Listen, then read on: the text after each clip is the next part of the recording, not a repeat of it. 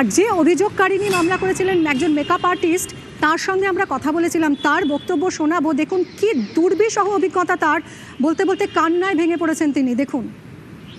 দীর্ঘদিনের ভয়, ইন্ডাস্ট্রির ভেতরে কালো ছায়া, সবকিছুর অবসান। বৃহস্পতিবার রাতে গ্রেফতার স্বরূপ বিশ্বাস। মূল অভিযোগকারী যিনি, তার সঙ্গেই কথা বলবো। প্রথমেই আমি নতুন সরকারকে প্রণাম জানাই আমার তরফ থেকে এবং টেকনিশিয়ানদের তরফ থেকে প্রণাম জানাই। ওনারা পাশে না থাকলে এত দূর আগাতে পারতাম না। আমার সঙ্গে নারকীয় অত্যাচার হয়েছে, এটার অবসানটা হওয়ারই ছিল। কেন অসুরের তো দংশন হয় একটা সময় এসে। যে বাড়িতে রয়েছেন এখন, এই বাড়িতেই অস্ত্র নিয়ে আসা? হ্যাঁ, অস্ত্র নিয়ে আসা হয়েছিল। আমাকে একদম বন্দুক, হ্যাঁ আগ্নেয়াস্ত্র, বন্দুক ঠেকিয়ে দিয়েছিল।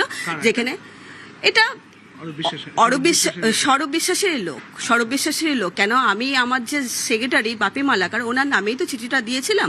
উনি চিঠিটা তুলে নেওয়ার জন্য বাড়িতে লোক পাঠিয়েছিল, যে তার নাম হচ্ছে শান্তনু দে, স্টিল ক্যামেরাম্যান। সে আমার বাড়িতে এসে 4 তারিখে রাত্রি 8:30টার সময় মানে থ্রেট দিয়ে যায়। থ্রেট দিয়ে যাওয়ার পরে তো আমি সেই থ্রেটটা মানিনি। আমি বলছি এই চিঠি তো তুলবই না, যা আমি করার আমি করে নেব, এর আমি লাস্ট শেষ দেখে ছাড়বো। সেই দিনগুলোর কথা মনে পড়লে এখনো নিশ্চয়ই একটা ভয় কাজ করছিল। হ্যাঁ, অনেক অনেক কষ্ট করেছি আমি, খুব কষ্ট করেছি। এত কষ্ট করেছি যে আর বলার মতন না। আপাতত স্বস্তি তো? খুব। এবার কি কাজ পাবেন? হ্যাঁ, আমি শুধু একা কাজ পাবো না, অল ইন্ডাস্ট্রি কাজ পাবে। নতুন সরকার এসে সেই জায়গাটা তৈরি করে দিয়েছে।